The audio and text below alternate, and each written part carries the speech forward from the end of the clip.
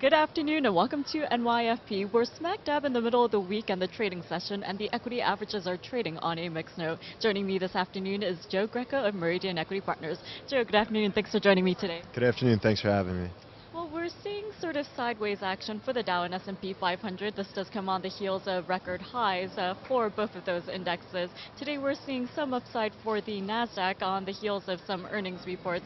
So given that we've been getting some mixed earnings this week and some better than expected housing figures, as well as the latest in global PMI, what's the takeaway?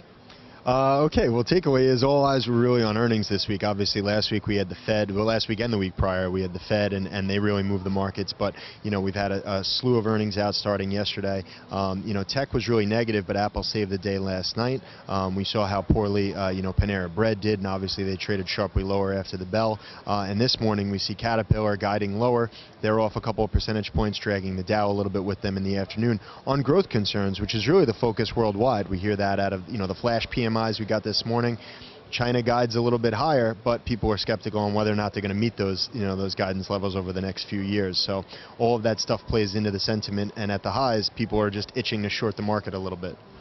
And because you just mentioned the Fed, I do want to take a look at next week. Our focus will be on Washington, D.C. We have the GDP figures, the jobs reports coming out, and we also get the Fed meeting taking place. But where is your focus next week? Speaking to that point, and then looking out even a little bit further, this week people are saying they're already anticipating that the Fed is going to have to cut their purchase program. So it's almost like we've become numb to the idea, or not even so much numb, but we're accepting the idea. The market understands that it's going to have to slow down at some point, and the odds makers have it at something like 65 billion starting in September. So I think any inclination based on the data we get next week that the jobs market is still ailing and not improving as aggressively as the Fed would like to see would still give them enough room and enough room to move and cut their purchase program. It doesn't mean, of course, as we know, they're going to do anything with policy or turn a seller overnight. So those are still things that the market feels comfortable even at these elevated levels. And as we head into next week, we'll keep an eye on what we get out from the Fed. But because you mentioned China as well as growth, I do want to take a look at that country. Now, there are expectations that the PBOC could help to boost stimulus in that country. And we did see PMI flash figures for the month of July come in below expectations. But do you think in a hard landing scenario, this could have reverberations across the global markets? Oh, absolutely. I mean, when you look at the base metals, clearly supported by, China's consumption and demand. So any shaking of that cage is going to be quite substantial. Well over 8 on the Richter for that industry and those commodities. So I think any concern there is going to be met with some immediate knee-jerk selling. But you have to remember, China has already committed. They came out just a few days ago saying, look, this is the growth number that we absolutely must meet. It's bottom line 7%. So they're not going to accept below 7. They're going to do whatever they can to, stimulate or ease and make sure that growth pattern is met. They're looking forward for, the next six years, making sure those targets are met, and they have the ability to do so. Whereas here, the markets are considerably freer. It's a little more difficult. You get stuck with, what the actual numbers are, and you have several banks that may disagree with each other and a spread of nearly 100 basis points on what the estimates are. So I tend to think that's something that always seems to be met with strong stimulus and support by the government.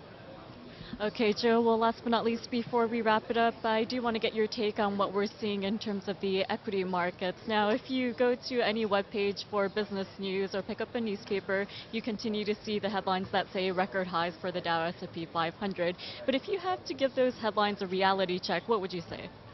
I would say, Fed still supports the market. Sellers nowhere to be found. Any shorts that are out there, and we do have, record number of short positions out there if you call stock loan department. It's just they're having their hats handed to them here, and they're really having trouble because every time they try to lean in, there just seems to be more bid side. And I think the bigger picture is that so much of capital has been out of the market, and we've seen small indications that there is a trickling out of bond funds into equity funds. But I mean, if the Fed can essentially slow this and stop this program of QE Unlimited, and hand it off to real buyers, this market's never going to slow down. You know, we may have a small little pullbacks, but they're going to be met immediately with legitimate bid side, and that bid side is going to carry us up, you know, significantly. So, you know, there are forecasters that have the market up, you know, anywhere from, you know, 5 to 10% just in the second half, and then they have something like 30 to 50% up for, you know, by the end of next year, 2014, as the Fed hands off, you know, the reins on the bid. I tend to think that that's fairly realistic, given how much capital is actually not at work in the equity marketplace.